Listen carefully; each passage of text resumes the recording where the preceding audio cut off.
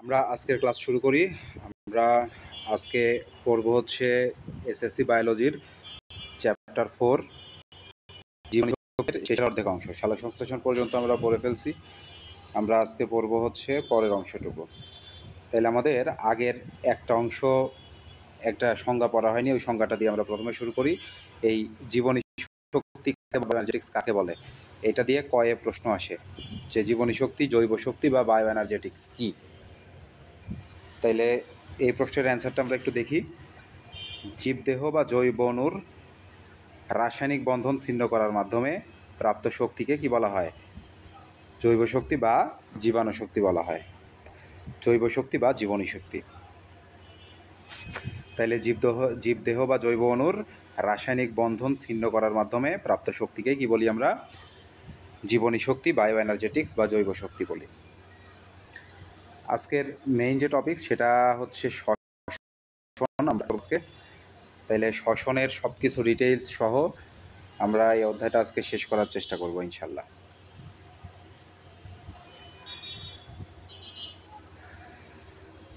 প্রথমে আমরা চলে আসি শ্বসন প্রক্রিয়া কি ঘটে।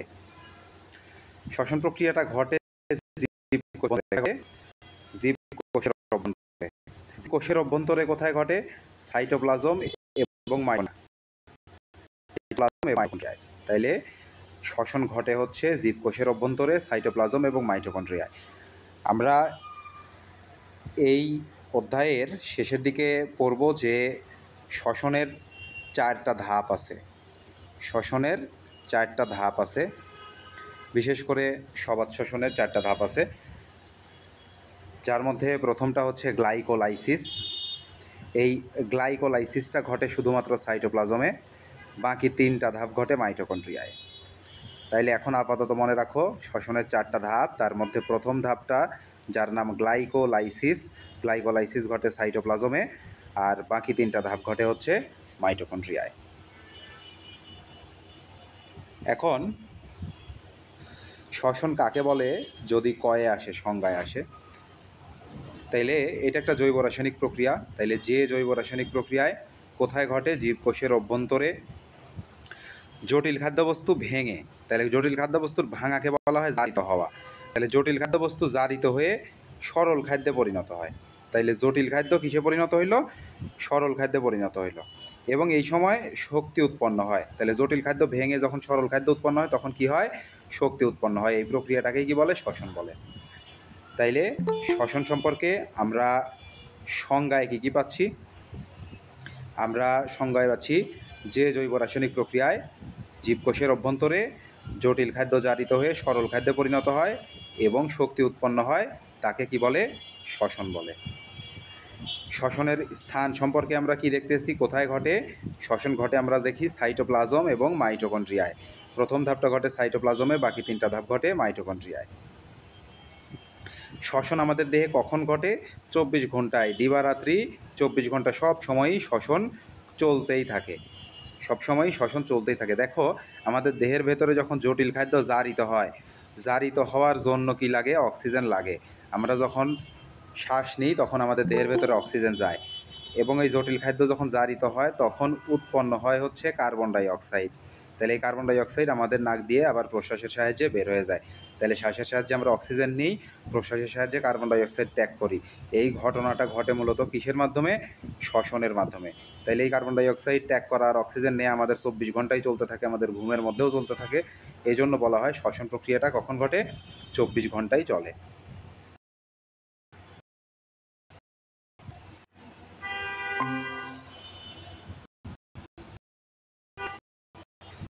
তাহলে এরপরে আমরা দেখি শ্বসন কোথায় ঘটে, মানে শ্বসন ক্রিয়ার হার বেশি কোথায় বেশি ঘটে, কি কোথায় বেশি ঘটে। আমরা একটু দেখি কোথায় বেশি ঘটে। উদ্ভিদের ক্ষেত্রে উদ্ভিদের কোথায় যেসব উদ্ভিদের বৃদ্ধি পায়, তাইলে এরকম কি কি?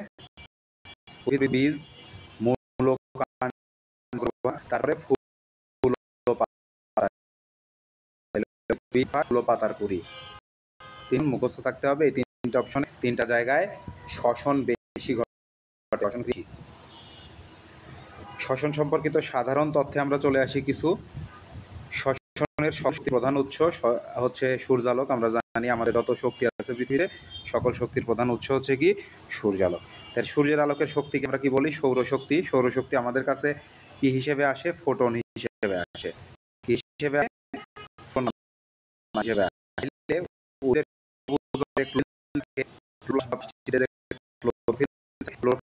ফোটন করতে পারবো।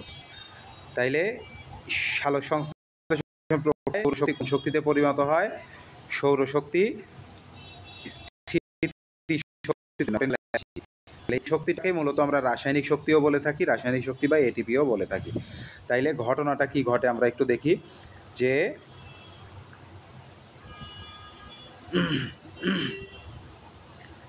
কি কি ঘটতেছে আমরা একটু লক্ষ্য করি।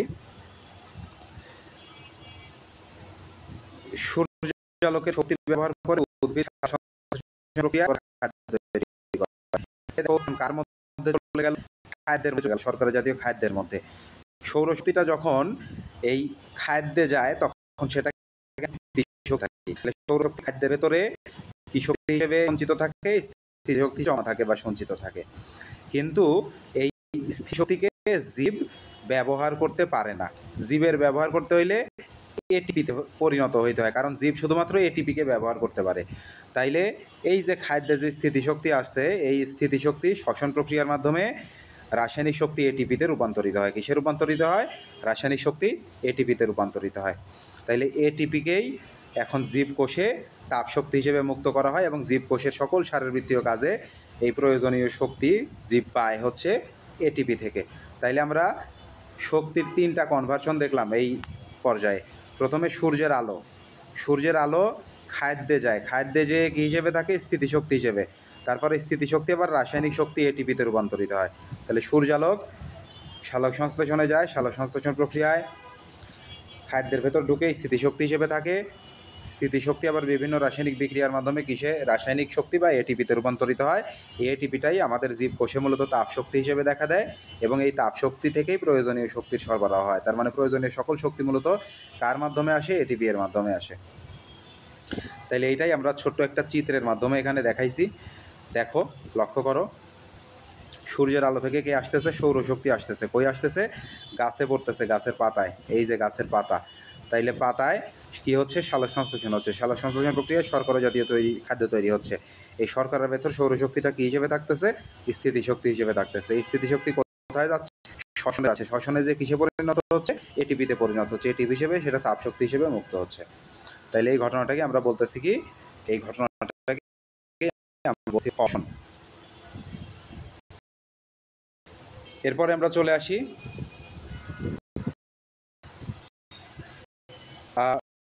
শ্বসনের বেসিক মোটামুটি শেষ।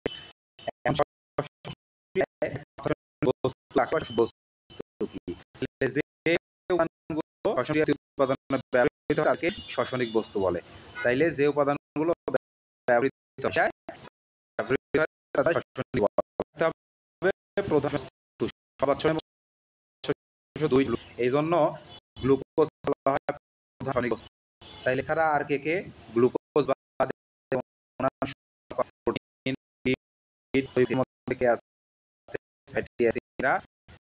কাজ করতে পারে। এই বস্তু সম্পর্কে আমরা কি করলাম?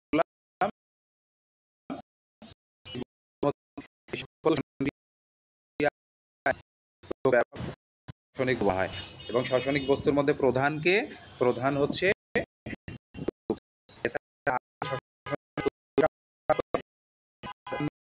অন্য সরাসরি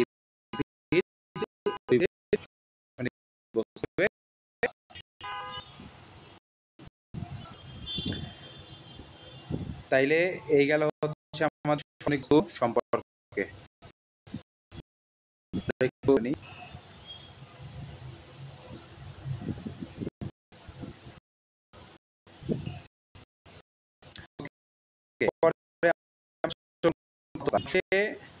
দুই প্রকার। কত প্রকার? শ্বসন হচ্ছে দুই। একটা হচ্ছে সবাত শ্বসন, আর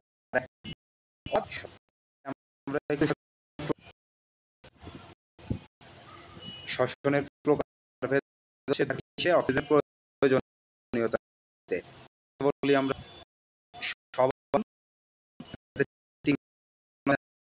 সবার লাগে না। শ্বসন থেকে আমরা রাখবো দন্ত শতে হচ্ছে সহ, আর বা থেকে বাতাস, তার মানে এটা বাতাস সহ শ্বসন, বাতাসে অক্সিজেন আছে, তাইলে এখানে অক্সিজেনের প্রয়োজন আছে, তাই এটাকে ইংরেজিতে অ্যারোবিক রেসপিরেশন বলা হয়। কি বলা হয়? এটাতে ইংরেজি অ্যারোবিক রেসপিরেশন বলা হয়। আর অবাধ শ্বসনে অক্সিজেন অনুপস্থিত থাকছেন, তার মানে অনুপস্থিত, বাতে বাতাস, বাতাস মানে অক্সিজেন, তাহলে এটাতে অক্সিজেন অনুপস্থিত থাকে, অক্সিজেনের রেসপিরেশন বলে। আগেরটা অ্যারোবিক, অ্যারোবিক সুন্দর করে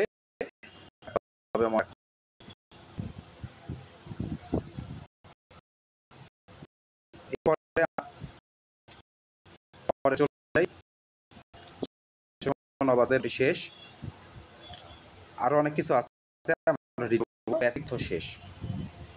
এখন আমাকে অবাধ শ্বসনের মধ্যে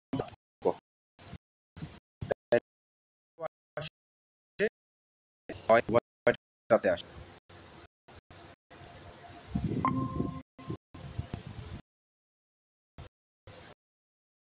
নিষেধ করে দিবা না, ক্লাসের মধ্যে জয়েন দিলে ক্লাসে বিরক্ত হয়, জয়েন দিতে না পারলে প্রয়োজনে ক্লাস করবা না। যদি আমি জয়েন করার 5 মিনিটের মধ্যে জয়েন দিতে না পারো, তাহলে ক্লাস করার দরকার নাই নেক্সট ডে থেকে। চলে আসি সবাধ শ্বসন এবং অবাধ শ্বসনের পার্থক্য। কোথায় মানে বাতাস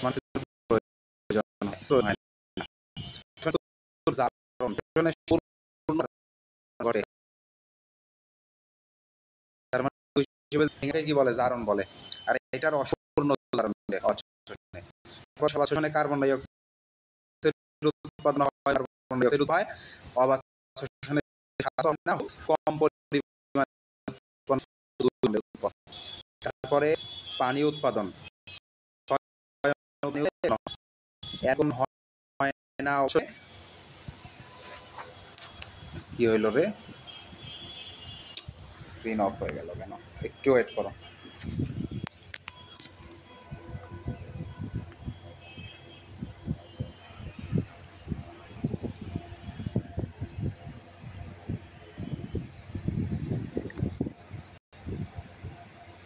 তোমরা কি কলে আসো? আমাকে একটু ইনফর্ম করো তো, কলে আসো?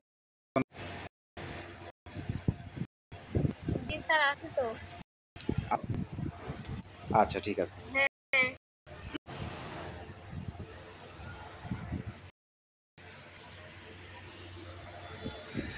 তাইলে আমরা অ্যালকোহল উৎপন্ন হয় না সবাধ শ্বসনে, অবাধ শ্বসনে অ্যালকোহল উৎপন্ন হয়। অবাধ শ্বসনের মধ্যে দেখবা যে ইথাইল অ্যালকোহল উৎপন্ন হয়। কি উৎপন্ন হয়? Ethyl alcohol. এই ইথাইল অ্যালকোহলকে আর একটা নামেও ডাকা হয়, এইটাকেই বলা হয় ইথানল। ইথাইল অ্যালকোহলকেই সংক্ষেপে কি বলা হয়? ইথানল বলা হয়। তাহলে ইথাইল অ্যালকোহল বা ইথানল উৎপন্ন হয় কোন প্রক্রিয়ায়? অবাধ শ্বসন প্রক্রিয়ায়। তাহলে অ্যালকোহল উৎপন্ন হয় অবাধ শ্বসনে, উৎপন্ন হয় না সবাধ শ্বসনে। তারপরে আমরা চলে আসি এটিপি উৎপাদন। তাইলে এক অণু গ্লুকোজ হতে 38টি এটিপি উৎপন্ন হয়। কতটি এটিপি উৎপন্ন হয়? সবাধ শ্বসনে 38টি। আর অবাধ শোষণে এক অণু গ্লুকোজ থেকে মাত্র 2টি এটিপি উৎপন্ন হয়। তারপরে শক্তি উৎপাদন 686 কিলো ক্যালোরি পার মোল শক্তি উৎপন্ন হয়। তার মানে এক মোল গ্লুকোজ, তার মানে একটা গ্লুকোজের সবাধ শোষণ হইলে 686 কিলো ক্যালোরি শক্তি তৈরি হয়। আর এই পাশে এক মোল গ্লুকোজ ভাঙলে মাত্র 56 কিলো ক্যালোরি শক্তি তৈরি হয়। তাহলে শক্তি উৎপন্ন হয় বেশি কোথায়? সবাধ শ্বসনে। শক্তি উৎপন্ন হয় কম কোথায়? অবাধ শ্বসনে। সবাধ শ্বসন কাদের ঘটে? অধিকাংশ উদ্ভিদ এবং প্রাণীতে কি ঘটে? সবাধ শ্বসন ঘটে। আর অবাধ শ্বসন কোথায় ঘটে? ব্যাকটেরিয়া, ইস্ট ইত্যাদি অণুজীবে কি ঘটে? অবাধ শ্বসন ঘটে। তাহলে সবাধ শ্বসন এবং অবাধ শ্বসনের মধ্যে পার্থক্যটা আমাদের কি থাকতে হবে? মুখস্থ থাকতে হবে। খ অথবা ঘয়ে আসে। ক্ষয়ে আসলে 4-5টা থেকে 6টা লিখবা, ঘয়ে আসলে সম্পূর্ণ লিখবা। আমরা সবাত শোষণ এবং অবাত শোষণ সম্পর্কে এতক্ষণ যে বেসিক তথ্যগুলো পড়লাম, এই তথ্যগুলো একটু রিডিং দিয়ে ফেলি। দেখো এটা কি, যে যে সবাত শোষণ কাকে বলে সংজ্ঞায় আসলে এই লাইনটা লিখতে হবে, যে শ্বসন প্রক্রিয়া অক্সিজেনের উপস্থিতিতে, তাহলে সবাত মানে বাতাস সহ, তাহলে যে শ্বসন প্রক্রিয়ায় অক্সিজেনের উপস্থিতিতে শ্বসনিক বস্তু কী রূপে জারিত হয়, সম্পূর্ণ রূপে জারিত হয়, হয়ে কী কী উৎপন্ন করে, কার্বন ডাইঅক্সাইড, পানি এবং বিপুল পরিমাণ শক্তি বা এটিপি উৎপন্ন করে, তাকে কি বলা হয়, সবাত শোষণ বলে। আমরা দেখি এই যে গ্লুকোজ কার্বন ডাইঅক্সাইডের সহায়তায় এবং এনজাইমের সহায়তায় ভেঙে 6 অণু কার্বন ডাইঅক্সাইড, 6 অণু পানি এবং 38 অণু কি তৈরি করে, এটিপি তৈরি করে। এটিপি মানেই কি, শক্তি। এটিপির ভেতরেই শক্তি থাকে। এখন সবাত শোষণে শ্বসনিক বস্তু হিসেবে কী কী ব্যবহার করা হয়, প্রধান শ্বসনিক বস্তু আমরা বলছি গ্লুকোজটা শর্করার মধ্যেই পড়ে, এই জন্য আমরা আলাদা করে লিখি নাই। তাহলে শর্করা, আরও আছে প্রোটিন, লিপিড, জৈব অ্যাসিড। তাহলে আমরা জানি যে সবাত শোষণই উদ্ভিদ এবং প্রাণীর স্বাভাবিক শ্বসন প্রক্রিয়ায়, সবাত শোষণই উদ্ভিদ এবং প্রাণীর স্বাভাবিক শ্বসন প্রক্রিয়া। তাহলে বিক্রিয়াটা মুখস্থ থাকতে হবে, কাকে বলে মুখস্থ থাকতে হবে, আলটিমেটলি সবটুকুই কী থাকতে হবে, মাথায় থাকতে হবে সবাত শোষণ সম্পর্কে। আমরা চলে আসি অবাত শোষণ। তাইলে অবাত শোষণে কি, অবাত মানে বাতাসের অনুপস্থিতিতে, তার মানে অক্সিজেনের অনুপস্থিতিতে। তাইলে যে শ্বসন প্রক্রিয়ায় অক্সিজেনের অনুপস্থিতিতে শ্বসনিক বস্তু কেমন জারণ ঘটে, এখানে আংশিক জারণ ঘটে। তাহলে শ্বসনিক বস্তু আংশিক রূপে জারিত হয়ে বিভিন্ন জৈব যৌগ উৎপন্ন করতে পারে, যেরকম ইথানল বা ইথাইল অ্যালকোহলের মতো জৈব যৌগ। এছাড়া কার্বন ডাইঅক্সাইড এবং সামান্য পরিমাণ শক্তি উৎপন্ন করে। সামান্য পরিমাণ কি পরিমাণ, 2টা এটিপি উৎপন্ন হয়। কয়টা এটিপি উৎপন্ন হয়, 2টা এটিপি উৎপন্ন হয়। আমরা বিক্রিয়াটা দেখি, এই যে গ্লুকোজ এনজাইমের সহায়তায় ভেঙে ইথানল উৎপন্ন হয়েছে, 2টা কার্বন ডাইঅক্সাইড হয়েছে এবং 2টা এটিপি উৎপন্ন হয়েছে। এখানে একটা পি লিখে নিও এটি এর পরে। তাইলে একটা এটিপি, 2টা এটিপি উৎপন্ন হয়েছে। তাহলে 2টা এটিপিতে কত কিলো ক্যালোরি শক্তি পাই আমরা, 56 কিলো ক্যালোরি। আর 38টা এটিপিতে কত কিলো ক্যালোরি শক্তি পাই, 686 কিলো ক্যালোরি। তাহলে সবাত শোষণে 686 কিলো ক্যালোরি শক্তি উৎপন্ন হয়, অবাত শোষণে 56 কিলো ক্যালোরি শক্তি উৎপন্ন হয়। এখানে বলা আছে উভয় প্রকার শ্বসনের প্রথম ধাপ কি, গ্লাইকোলাইসিস। তাইলে সবাত শোষণের 4টা ধাপ আছে, অবাত শোষণের যে ধাপগুলো আছে তার মধ্যে 2টারই প্রথম ধাপ প্রথম ধাপ হচ্ছে গ্লাইকোলাইসিস। গ্লাইকোলাইসিস মানে গ্লুকোজের ভাঙ্গন। গ্লাইকোলাইসিস মানে কি, গ্লাইকো কথাটা আসছে গ্লাইকোজেন থেকে। গ্লুকোজ আমাদের শরীরে গ্লাইকোজেন হিসেবে জমা থাকে এবং এই গ্লাইকোজেন ভেঙে আবার গ্লুকোজ তৈরি করে, এই জন্য এটাকে বলা হয় গ্লাইকোলাইসিস, গ্লুকোজ তৈরির প্রক্রিয়া। তাইলে সবাত শোষণে শ্বসনিক বস্তু পড়ছিলাম আমরা, শর্করা, প্রোটিন, লিপিড, জৈব অ্যাসিড। অবাত শোষণে শ্বসনিক বস্তুর মধ্যে চলে আসে শুধুমাত্র শর্করা ব্যবহৃত হয়, শুধুমাত্র শর্করা। কোথায় ঘটে, ব্যাকটেরিয়া, ইত্যাদি অণুজীবে সবাত শোষণ ঘটে থাকে। এখন এরপরে আমরা এই পৃষ্ঠায় যে চিত্রটা পড়ব, এই চিত্র থেকে আমাদের বাকি পড়া এগুলা সব পড়া কভার হয়ে যাবে। এই 2 পৃষ্ঠার পড়াই শুধুমাত্র একটা চিত্র থেকেই কভার হয়ে যাবে 90% ইনশাল্লাহ। তাহলে চিত্রটা আমাদের পরীক্ষায় আঁকতে হবে। এখান থেকে অনেক বেসিক থেকে এমসিকিউ আসে এবং রিটেনে তো এই অধ্যায় থেকে একটা প্রশ্ন হলে এটা আসবেই, বা এর মধ্যে থেকে কমন প্রশ্ন থাকবেই। সো এটা একদম খুব ভালোভাবে বুঝতে হবে। তাইলে সবাত শোষণের প্রথমে আমরা চলে আসি 4টা ধাপ। ওই 4টা ধাপে কী কী ঘটনা থাকে, ওই ঘটনাগুলোই আমরা এই চিত্র থেকে, এই ছক থেকে পড়ব। তাহলে 4টা ধাপের নামগুলো আমরা আগে জেনে আসি কী কী ধাপ। তাইলে সবাত শোষণের প্রথম ধাপ স্টেপ 1। স্টেপ 1কে বলা হয় গ্লাইকোলাইসিস। স্টেপ 1কে কী বলা হয়, গ্লাইকোলাইসিস। গ্লাইকোলাইসিস প্রক্রিয়ায় আমরা মনে রাখবো জিপিএ দিয়া, জিপিএ, জিতে গ্লুকোজ। তাইলে গ্লুকোজ হচ্ছে প্রথম, জিটা হচ্ছে ভেঙে যাবে, ভেঙে পিআরএ তৈরি করবে। পিতে পাইরুভিক, এতে অ্যাসিড, পাইরুভিক অ্যাসিড তৈরি করবে। তাহলে গ্লুকোজ ভেঙে কি তৈরি করবে, পাইরুভিক অ্যাসিড তৈরি করবে। আমরা জানি গ্লাইকো কথাটা আসছে গ্লাইকোজেন বা গ্লুকোজ থেকে। তাহলে আর হচ্ছে এর সাথে যে লাইসিস কথাটা আছে, লাইসিস, এই যে লাইসিস মানে হচ্ছে ভাঙা, লাইসিস মানে কি, গলে যাওয়া, ভাঙা। তাহলে এখানে গ্লুকোজ ভাঙবে, ভেঙে পিএ উৎপন্ন করবে, পাইরুভিক অ্যাসিড উৎপন্ন করবে।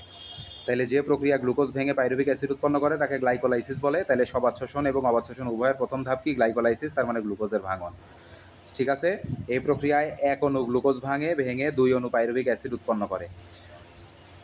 এই প্রক্রিয়াকে কি বলা হয়, গ্লাইকোলাইসিস বলে। তাহলে গ্লাইকোলাইসিস কাকে বলে, যে 1 অণু গ্লুকোজের জারণের মাধ্যমে 2 অণু পাইরুভিক অ্যাসিড উৎপন্ন করার প্রক্রিয়াকে কি বলা হয়, গ্লাইকোলাইসিস বলে।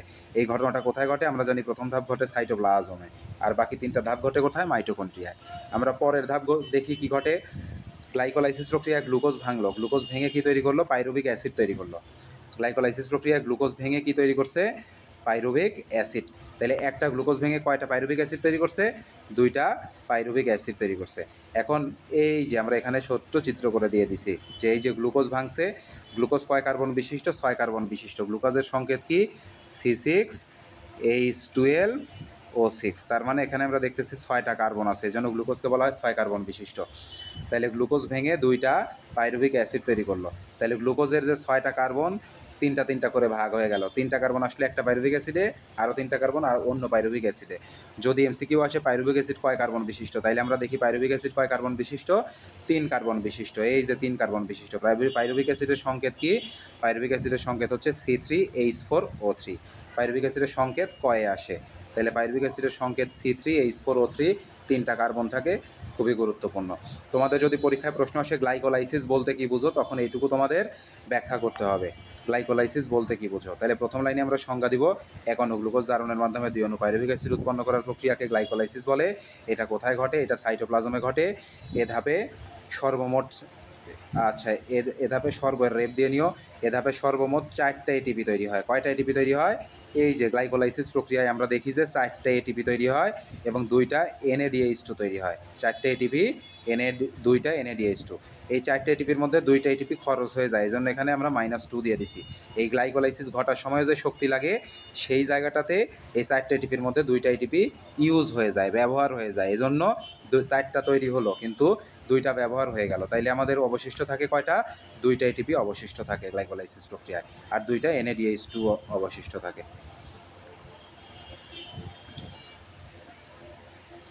তাইলে গ্লাইকোলাইসিসের পরের ধাপের নাম কি? না, ধাপের নামগুলো আমরা জাস্ট একটু পড়ে নিই, বা ডিটেলস আমরা পরে পড়বো।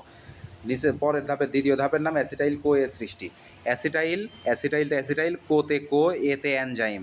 তাহলে অ্যাসিটাইল কো এনজাইম সৃষ্টি, ফুল যদি বলতে চাও সেক্ষেত্রে অ্যাসিটাইল কো এনজাইম সৃষ্টি। তাহলে প্রথম ধাপ গ্লাইকোলাইসিস, দ্বিতীয় ধাপ অ্যাসিটাইল কো এনজাইম সৃষ্টি, তারপরে ক্রেবস চক্র, ক্রেবস সাইকেল, তারপর একটা ক্রেবস সাইকেল, তারপর একটা ইলেকট্রন ট্রান্সপোর্ট প্রসেস। তাইলে আমরা 4টা ধাপ পেলাম। প্রথম ধাপকে বলতেছি আমরা গ্লাইকোলাইসিস, তারপরের ধাপকে বলতেছি অ্যাসিটাইল কো এ সৃষ্টি, তারপরের ধাপকে বলতেছি আমরা ক্রেবস সাইকেল, তারপরের ধাপকে আমরা বলতেছি ইলেকট্রন ট্রান্সপোর্ট সিস্টেম। 4টা ধাপ আমরা জানি। 4টা ধাপের প্রথমটা শুধু সাইটোপ্লাজমে ঘটে, তার মানে গ্লাইকোলাইসিস সাইটোপ্লাজমে ঘটে। বাকি সবাই ঘটে হচ্ছে মাইটোকন্ড্রিয়ায়। বাকি সবাই ঘটে কোথায়? মাইটোকন্ড্রিয়ায়। বাকি সবাই ঘটে মাইটোকন্ড্রিয়ায়, মনে রাখতে হবে এমসিকিউ এর জন্য। শুধু প্রথম ধাপ গ্লাইকোলাইসিস সাইটোপ্লাজমে ঘটে, বাকি ধাপগুলো ঘটে হচ্ছে মাইটোকন্ড্রিয়ায়।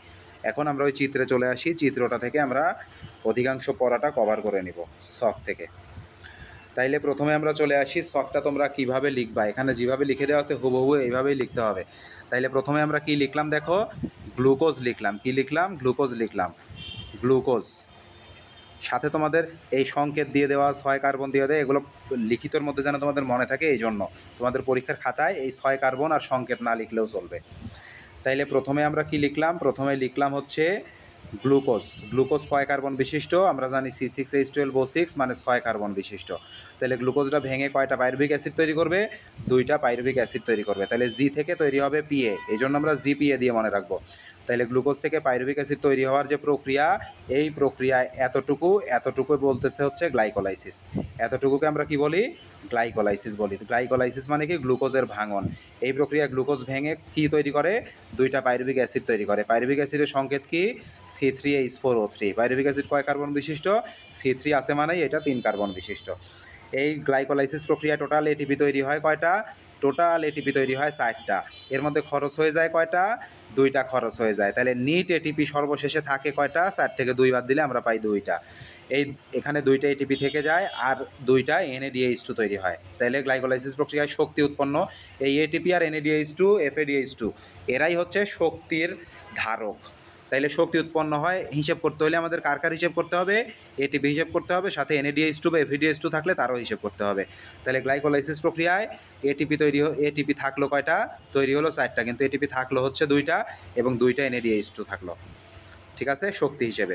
এই শক্তিটা এই গ্লাইকোলাইসিসের পরে যে 3টা চক্র আছে, এই চক্রের মাধ্যমে ফাইনালি তোমার হচ্ছে ইলেকট্রন ট্রান্সপোর্ট সিস্টেমে প্রবেশ করবে। এই জন্য এই যে NADH2 এটিপি তৈরি হলো, এখান থেকে নিচের দিকে একটা তীর চিহ্ন দিয়ে দেখাইতে হয়, এই জন্য যে নিচের দিকে আস্তে আস্তে প্রবেশ করবে এটা। তাহলে গ্লাইকোলাইসিস আমাদের শেষ।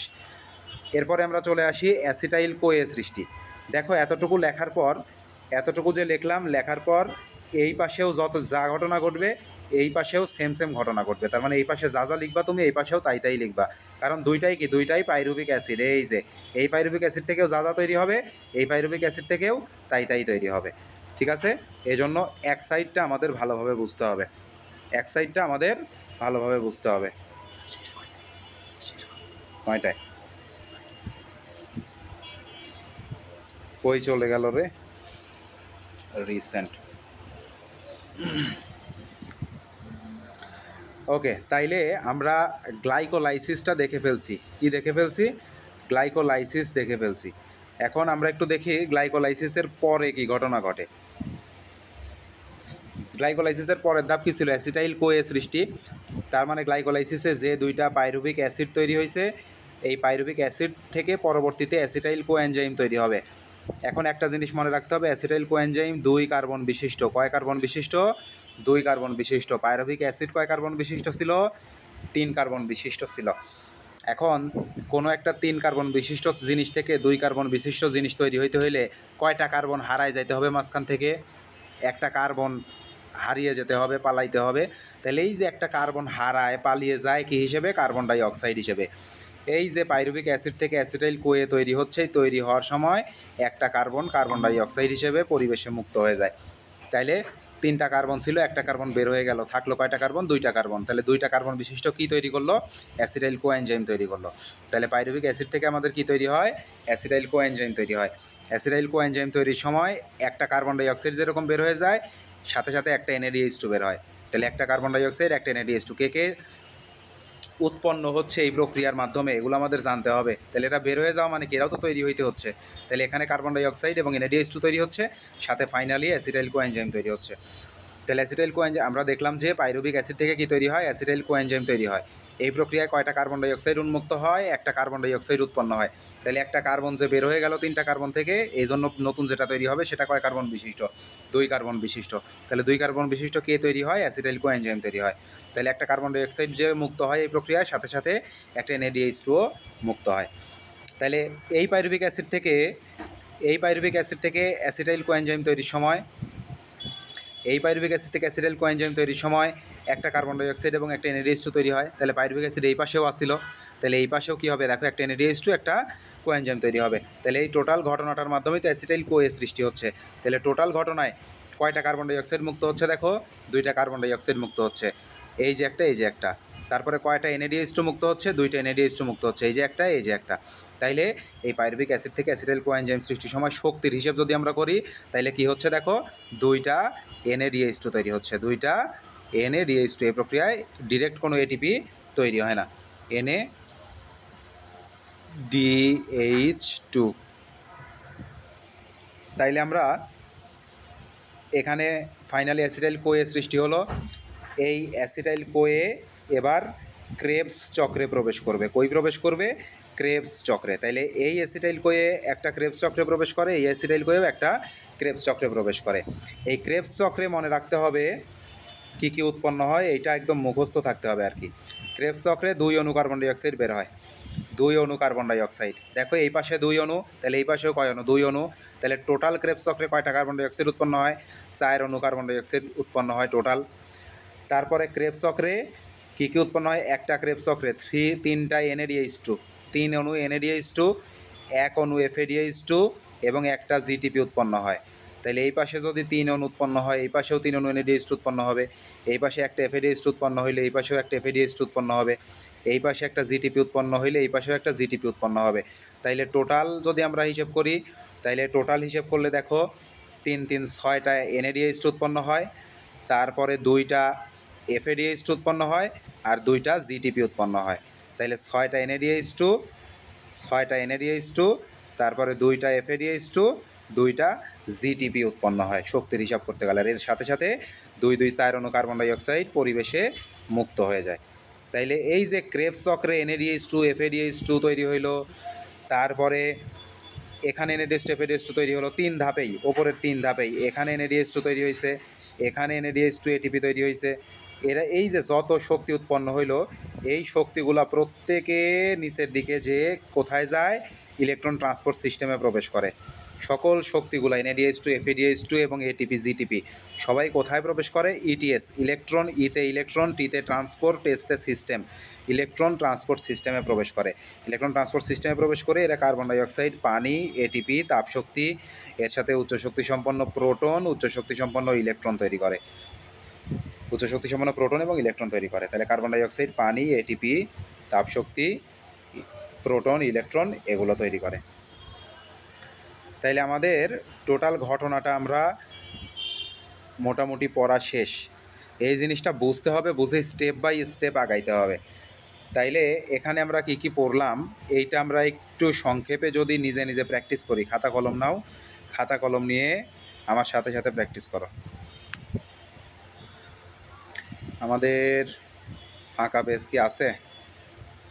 ফাঁকা পেজ এই যে এখানে, এখানে একটু প্র্যাকটিস করাই। ওইটা খাতা কলম নিয়ে নাও সবাই, দ্রুত খাতা কলম নাও। নিয়ে প্রথমে আমরা কি পড়তেছি? গ্লাইকোলাইসিস। গ্লাইকোলাইসিস মানেই কে ভাঙবে? গ্লাইকো মানে গ্লুকোজ, কে ভাঙবে? গ্লুকোজ ভাঙবে। তাইলে গ্লুকোজ কয় কার্বন বিশিষ্ট? গ্লুকোজ হচ্ছে 6 কার্বন বিশিষ্ট। গ্লুকোজ 6 কার্বন বিশিষ্ট। 6 কার্বন বিশিষ্ট গ্লুকোজ ভেঙে 3 যোগ 3 এইভাবে ভাঙবে।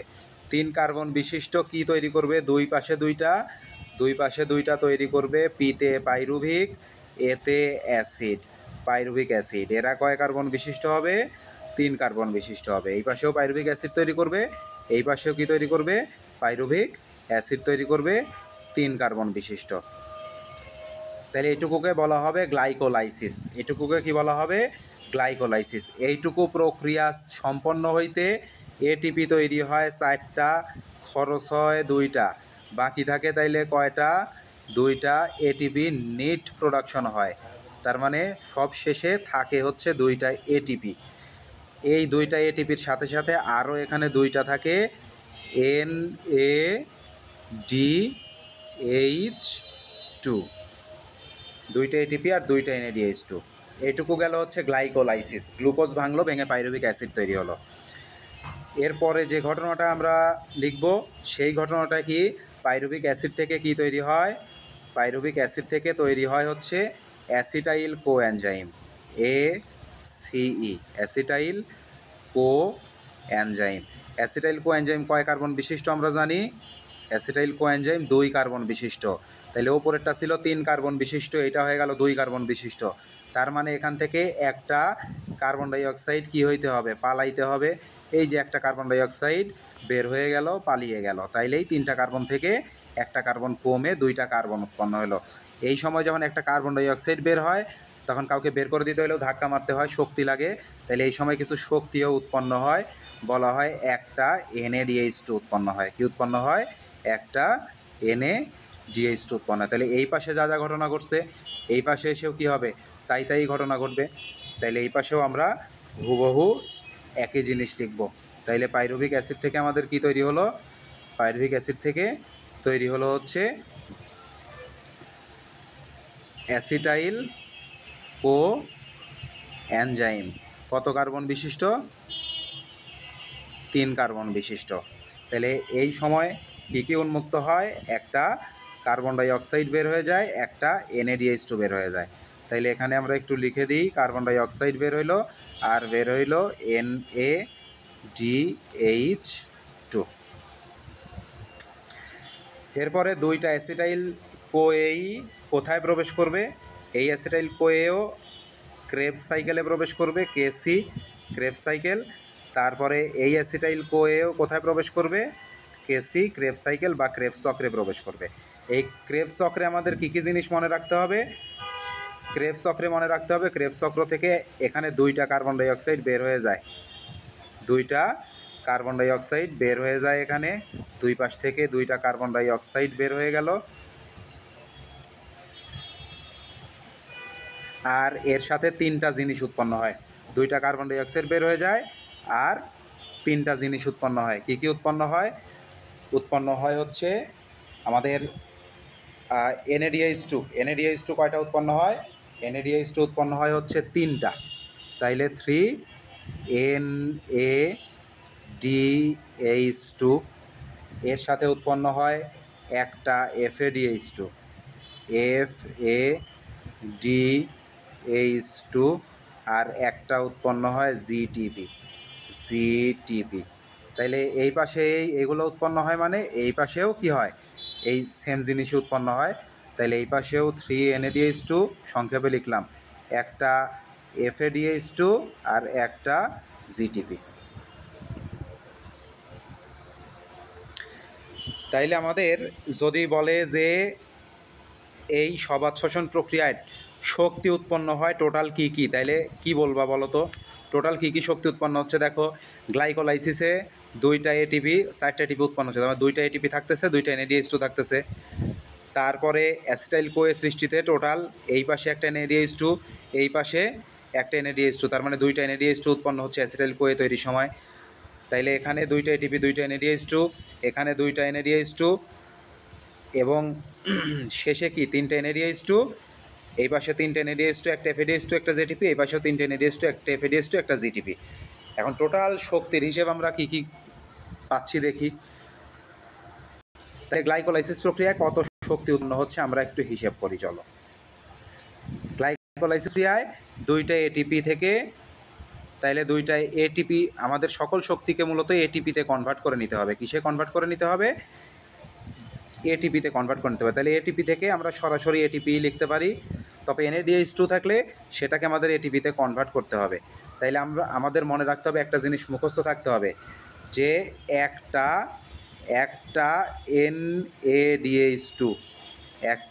NADH2 সমান কয়টা ATP রে?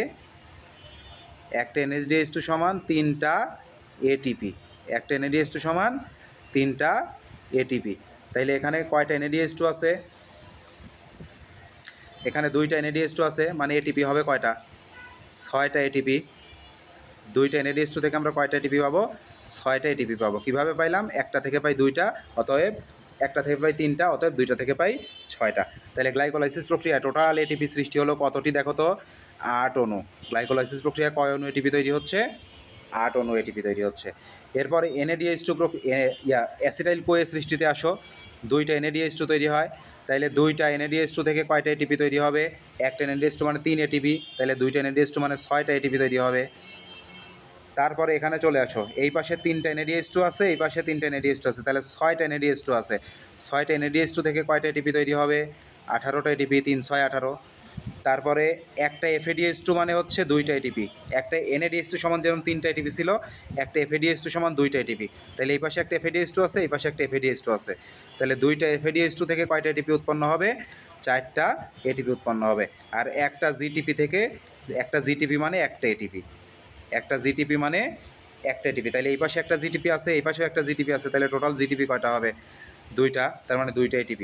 তাহলে টোটাল দেখো এই সবাত শ্বসন প্রক্রিয়ায় কত অণু ATP তৈরি হচ্ছে আমরা একটু যোগ করি। প্রথমে তৈরি হলো 8টা, তারপরে 6টা, 8 6 14, 14 আর 10 24, আর হচ্ছে 8 32, 32 আর 36, 2 38। তাহলে টোটাল সবাত শ্বসন প্রক্রিয়ায় আমরা দেখলাম 38 অণু ATP তৈরি হয়।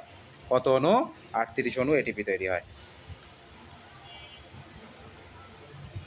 তাইলে এটা আমরা একটু আমাদের খাতার যে চিত্র আছে ওই চিত্রে দেখে ফেলি। তাহলে আমি যেভাবে লিখলাম স্টেপ বাই স্টেপ বুঝে বুঝে এইভাবেই পরীক্ষার খাতায় লিখতে হবে, মুখস্থ করে এটা লিখতে পারবা না। তাইলে আমরা এই অংশটা আর একবার একটু দেখে ফেলি। আমাদের এই জিনিসটাই মেইন পড়া, এইটুকু পড়া বুঝতে পারলে আর কোনো কিছু বাদবে না এখানে। তাইলে আমরা দেখি, আর একবার দেখি। গ্লুকোজ ভাঙলো, গ্লুকোজ ভেঙে একটু অন্য কালার নেই। গ্লুকোজ ভাঙলো, গ্লুকোজ ভেঙে 2টা পাইরুভিক অ্যাসিড তৈরি করলো, 6 কার্বন বিশিষ্ট গ্লুকোজ ভেঙে 3 কার্বন বিশিষ্ট পাইরুভিক অ্যাসিড তৈরি করলো, এটুকু গ্লাইকোলাইসিস বলতেছে। 4টা ATP তৈরি হয়, 2টা ইউজ হয়ে যায়, 2টা থেকে যায়, আর 2টা NADH2 উৎপন্ন হয়। তারপরে পাইরুভিক অ্যাসিড থেকে অ্যাসিটাইল কোয়ে সৃষ্টির সময় টোটাল 2টা NADH2 উৎপন্ন হয়। আবার প্রত্যেকটা অ্যাসিটাইল কোয়ে যখন ক্রেবস চক্রে প্রবেশ করে তখন প্রত্যেকটা থেকে 3টা NADH2, একটা FADH2, একটা জিটিপি উৎপন্ন হয়। তার মানে 2টা থেকে 6টা NADH2, এই যে এই 3টা আর এই 3টা, 6টা NADH2, এই একটার এই একটা FADH2, এই একটার এই একটা জিটিপি, 2টা করে জিটিপি উৎপন্ন হয়। তাহলে আমরা জানি, একটু MCQ এর জন্য মনে রাখতে হবে, একটা NADH2 সমান 3টা ATP, একটা FADH2 সমান 2টা ATP, আর একটা জিটিপি সমান একটা ATP। এইটা একদম মুখস্থ থাকতে হবে, কারণ এই শক্তির ক্যালকুলেশন করতে হলেও আমাদের এই সিকোয়েন্সটা লাগবে। তাহলে এটা চিত্র ছিল সবাত শ্বসন প্রক্রিয়া। আমরা চলে আসি সবাত শোষণ প্রক্রিয়ার ধাপসমূহ আমাদের মধ্যে দেখো এই চিত্র থেকেই পড়া হয়ে গেছে। ধাপসমূহে চলে আসো। আমরা জানি গ্লাইকোলাইসিস মানে এখনো গ্লুকোজ ভেঙে কি তৈরি করবে, 2 অণু পাইরুভিক অ্যাসিড তৈরি করবে। তারপরে হচ্ছে সর্বমোট কয়টা এটিপি তৈরি হয়, 4টা এটিপি তৈরি হয়, 2টা এই প্রক্রিয়ায় খরচ হয়ে যায় বা ব্যয় হয়ে যায়। তাইলে ফলে এ ধাপে নিট এটিপি থাকে কয়টা, 2টা, আর এর সাথে 2টা কি থাকে, NADH2 থাকে, এই যে পাশে দিয়ে দেওয়া আছে। তাইলে এই প্রক্রিয়ার জন্য অক্সিজেনের প্রয়োজন হয় না, কারণ আমরা বলছি যে গ্লাইকোলাইসিস সবাত এবং অবাত উভয় প্রকার শ্বসনেরই প্রথম ধাপ। তাইলে অবাত শোষণ মানে অক্সিজেনের প্রয়োজন হয় না, তবে এই গ্লাইকোলাইসিস সৃষ্টিতে অক্সিজেন থাকলেও সমস্যা নাই, না থাকলেও সমস্যা নাই। এটা একটু মনে রাখতে হবে যে সবাত শোষণের একমাত্র ধাপ গ্লাইকোলাইসিস, যেটা অক্সিজেন ছাড়াও চলতে পারে। এরপরে আমরা চলে আসি অ্যাসিটাইল কোয়ে সৃষ্টি। এই ঘটনাগুলো তোমাদের বইয়ে অনেক বেশি করে দেওয়া আছে, আমি যতটুকু লিখে দিছি পরীক্ষার খাতায় শুধু এটুকু লিখবে, এর বাইরে কিচ্ছু লেখা লাগবে না। এই অ্যাসিটাইল কোয়ে সৃষ্টি 5-6 লাইন লেখা আছে, আমরা 1 লাইনে শেষ করে দিছি। তাইলে এই ঘটনাটা প্রথমে আমরা চলে আসি গ্লাইকোলাইসিস ঘটতো কোথায়, সাইটোপ্লাজমে। আমরা চলে আসি অ্যাসিটাইল কোয়ে সৃষ্টি কোথায় ঘটে, অ্যাসিটাইল কোয়ে সৃষ্টিটা ঘটে মাইটোকন্ড্রিয়ায়, বাকি 3টাই মাইটোকন্ড্রিয়ায়। তাইলে পিএ মানে পাইরুভিক অ্যাসিড দুইটার প্রত্যেকেই একটা করে অ্যাসিটাইল কোয়ে তৈরি করবে, সাথে 1 অণু কার্বন ডাই অক্সাইড, 1 অণু NADH2। তাইলে আমরা এই যে চিত্র দেখছিলাম যে প্রত্যেকে 1 অণু অ্যাসিটাইল কোয়ে তৈরি করবে, এই সময় 1 অণু একটা কার্বন ডাই অক্সাইড, একটা NADH2 তৈরি করবে। এই ঘটনাটুকুই আমাদের ওখানে লেখা আছে। দেখো যে 1 অণু অ্যাসিটাইল কোয়ে 1 অণু কার্বন ডাই অক্সাইড, 1 অণু NADH2 উৎপন্ন করে। তাহলে 2 জন মিলে সবগুলো ডাবল হয়ে যাবে। তাইলে 2 অণু অ্যাসিটাইল কোয়ে, 2 অণু কার্বন ডাই অক্সাইড, 2 অণু NADH2। এরপরে আমরা পরের ধাপে চলে আসি। দেখো এগুলো বইয়ে অনেক করে লিখে দেওয়া আছে, আমি আবারও বলতেছি যে যেটুকু আমি লিখে দিয়েছি শুধু এইটুকু লিখবা। তাহলে স্টেপ 3 ক্রেবস চক্র, ওই যে নিচে যে চক্রে প্রবেশ করে, এটারও স্থান কি, মাইটোকন্ড্রিয়া। স্টেপ 4 হচ্ছে ইলেকট্রন ট্রান্সপোর্ট সিস্টেম, এটাও কোথায় ঘটে, মাইটোকন্ড্রিয়া ঘটে।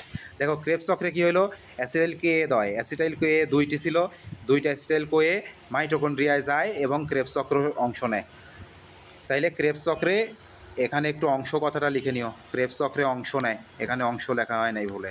তাহলে ক্রেবস চক্রে অংশ নেয়। তাহলে এই সময় অ্যাসিটাইল কোয়ের 2টা প্রত্যেকে ক্রেবস চক্রে কী কী তৈরি করে, 2টা কার্বন ডাই অক্সাইড, 2টা NADH2, একটা FADH2, 2টা কার্বন ডাই অক্সাইড, 3টা NADH2, 2টা কার্বন ডাই অক্সাইড, 3টা NADH2, একটা FADH2, একটা GTP তৈরি করে। এই ঘটনাগুলো মুখস্থ করলে চলবে না, আমাদের এই চিত্র দেখে দেখে পড়তে হবে। দেখো চিত্রে চলে আসো, আমরা দেখি ক্রেবস চক্রে কী কী উৎপন্ন হয়। এই যে ক্রেবস চক্রে কী হয়েছে, 3টা NADH2, একটা FADH2, একটা GTP, আর হচ্ছে এই যে নিচের দিকে 2 অণু কার্বন ডাই অক্সাইড বের হয়ে গেছে। তাহলে 2 অণু কার্বন ডাই অক্সাইড, 3টা NADH2, একটা FADH2, একটা GTP উৎপন্ন হয়। তাইলে এই যে 2 অণু কার্বন ডাই অক্সাইড, 3টা NADH2, একটা FADH2, একটা GTP তৈরি করে। তাইলে এখানে একটু মনে রাখতে হবে, এই যে GTPটা তৈরি হয় এটা শুধুমাত্র উদ্ভিদ কোষে তৈরি হয়, প্রাণী কোষে তৈরি হয়। তাহলে প্রাণী কোষে কখনো কখনো GTP তৈরি না হয়ে সরাসরি ATPও তৈরি হইতে পারে, তবে উদ্ভিদ কোষে কখনোই GTP তৈরি হয় না, উদ্ভিদ কোষে সবসময় কি তৈরি হয়, ATP তৈরি হয়। এখন এই যত NADH2, FADH2, carbon die oxide তৈরি হলো উপরের 3টা ধাপে, তার মানে গ্লাইকোলাইসিস, তারপরে অ্যাসিটাইল কোয়ে সৃষ্টি, তারপরে ক্রেবস চক্র, এই 3টা ধাপে যতগুলো NADH2, FADH2 অর্থাৎ শক্তির উপাদান উৎপন্ন হইলো, এই সবগুলো শক্তির উপাদান কই ঢুকবে, এসে ইলেকট্রন ট্রান্সপোর্ট সিস্টেমে ঢুকবে। আমরা চিত্রটা দেখি, এই যে চিত্রে দেখো যত শক্তির উপাদান আছে সবাইকে নিচের দিকে তীর চিহ্ন দিয়ে দেওয়া আছে, এই যে সবাই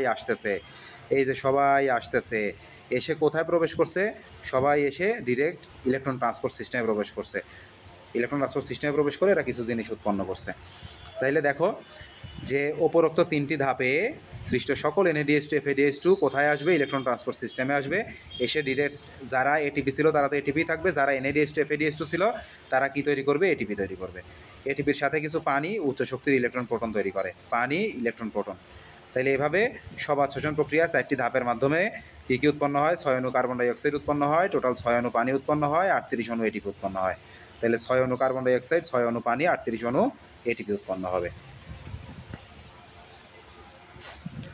তাইলে এখান থেকে আরেকটা প্রশ্ন আসে, গ অথবা ঘয়ে সবাত শোষণ প্রক্রিয়ায় শক্তির হিসেব করো, একটা ছক করে দেওয়া আছে তোমাদের বইয়ে, ছক মনে রাখতে গেলে অনেক কঠিন হয়।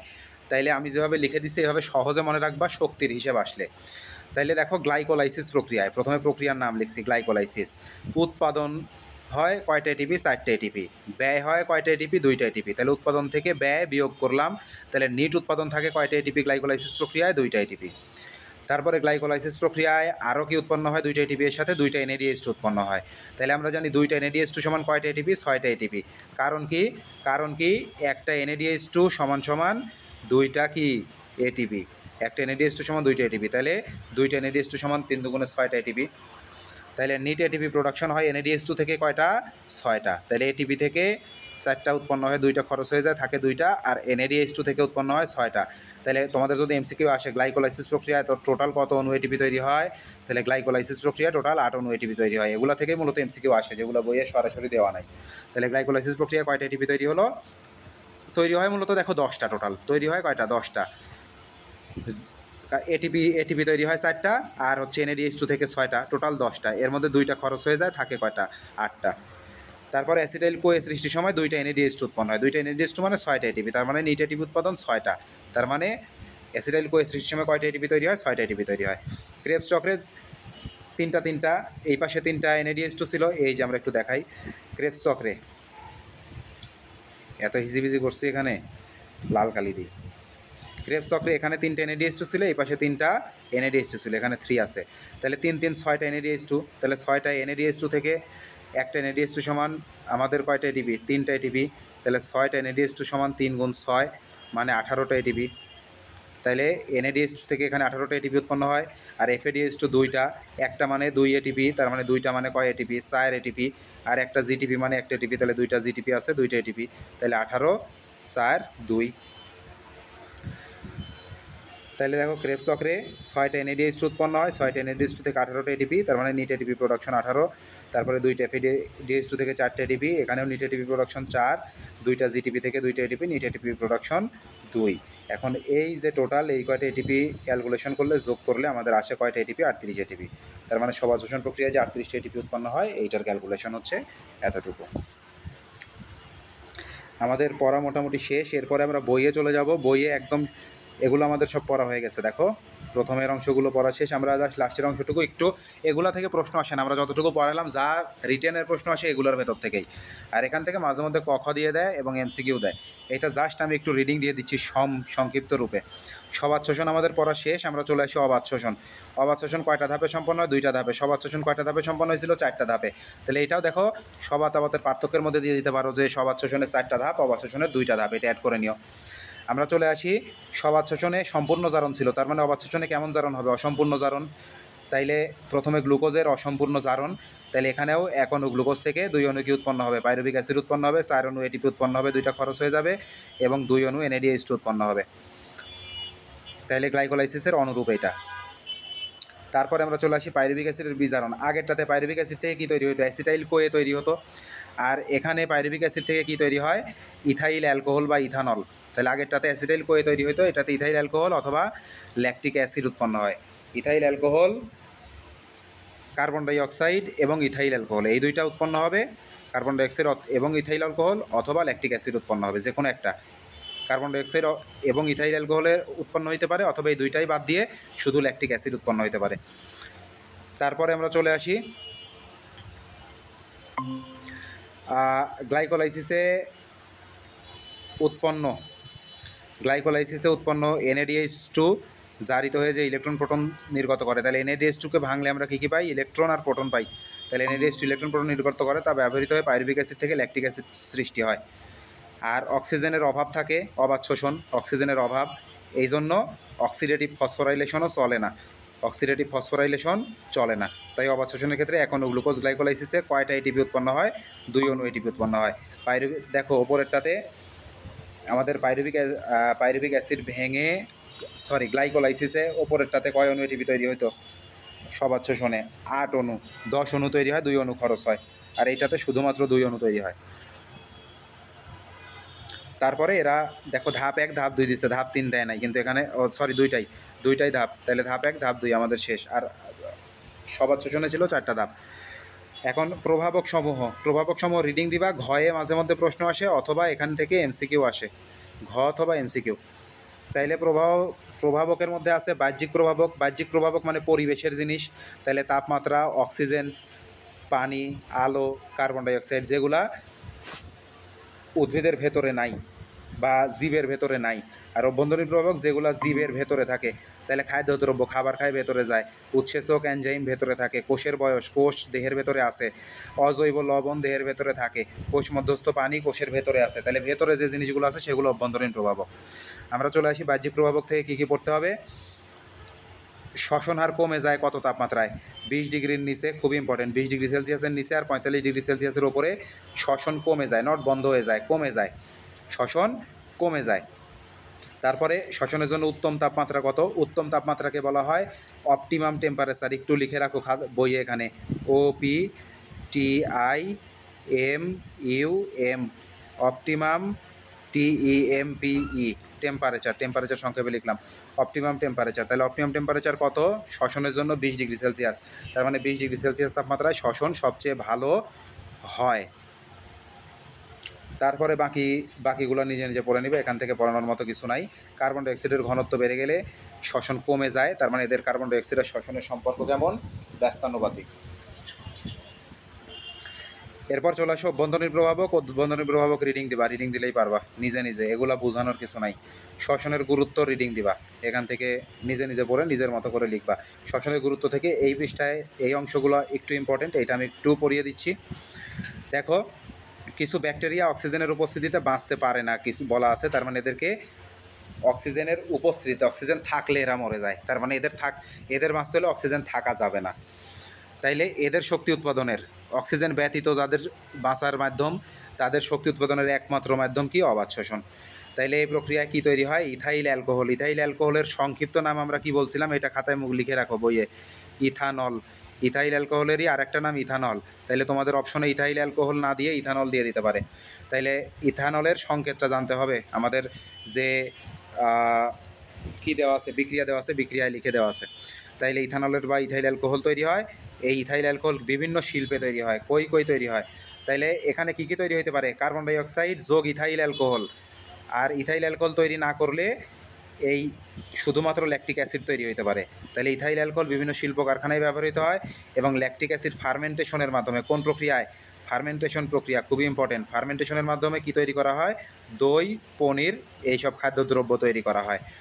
তারপরে আমরা জানি ব্যাকটেরিয়া ইস্টে অবাত শোষণ ঘটে, তাইলে ইস্টের অবাত শোষণের ফলে অ্যালকোহল মানে মদ, তাইলে অ্যালকোহল এবং কার্বন ডাইঅক্সাইড গ্যাস তৈরি হয়। তাহলে এই কার্বন ডাইঅক্সাইড গ্যাসের চাপে রুটি ফুলে গিয়ে ভিতরে ফাঁপা হয়। তাহলে পাউ রুটি, আমরা যে পা রুটি খাই, ফুলা পা রুটি, এই পা রুটি ফুলাতে কি তৈরি হয়? এই যে ইস্টের মাধ্যমে, ইস্টের সাহায্যে এই অ্যালকোহল এবং কার্বন ডাইঅক্সাইড গ্যাস তৈরি করা হয় এবং এই কার্বন ডাইঅক্সাইড গ্যাসের প্রভাবে কি ফুটে? কে ফুলে ওঠে? পাউরুটি ফুলে ওঠে। তাই এখানে শুধু রুটি বলছে, মূলত পাউরুটি হবে। আমরা দোকান থেকে যে রুটিটা কিনে খাই, বাসার রুটিতে তো আর আমরা এটা ব্যবহার করি না, তাই না? তাহলে এই অধ্যায় এতটুকুই। কারো কোনো প্রশ্ন থাকলে, না বুঝলে আমাকে জিজ্ঞেস করতে হবে। তবে যে জিনিসটা এই অধ্যায় থেকে একদম খুব ভালোভাবে পারতে হবে সেটা হচ্ছে এই গ্লাইকোলাইসিসের 4টা ধাপ। সবচেয়ে ভালোভাবে পারতে হবে কি? এই সবাত শোষণের, গ্লাইকোলাইসিস বলতেছি, সবাত শোষণের 4টা ধাপ এবং এই চিত্রসহ 4টা ধাপ, আর এই শক্তির হিসাব 38 অণু এটিপি কীভাবে তৈরি হয়। এই দুইটা থেকে দুইটাই পরীক্ষাতে আসবে, দুইটাই 100% লিখে লাগবে। একটা গয়ে আসবে, একটা ঘয়ে আসবে। তাইলে একটা গয়ে আসবে, এই শক্তির হিসাব গয়ে আসবে, আর এই গ্লাইকোলাইসিস প্রক্রিয়া এই সবাত শোষণের ধাপ 4টার থেকে ঘয়ে আসবে, অথবা ধাপ 4টা থেকে যে কোনো একটা গয়ে দিয়ে দিবে, একটা বা দুইটা, আর বাকি সব এই শক্তির হিসাব হচ্ছে ঘয়ে দিয়ে দিবে। সুতরাং ঘয়ের জন্য শক্তির হিসাব আর গ্লাইকোলাইসিসের ধাপ একদম আত্মস্থ থাকতে হবে।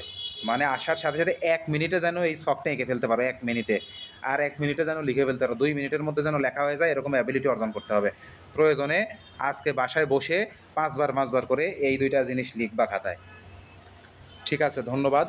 আজকের ক্লাস এ পর্যন্তই থাকবে। আমাদের এই অধ্যায় শেষ। আগামীকাল থেকে আমরা ক্লাস 9-এর সিলেবাসে পড়াবো আর কি।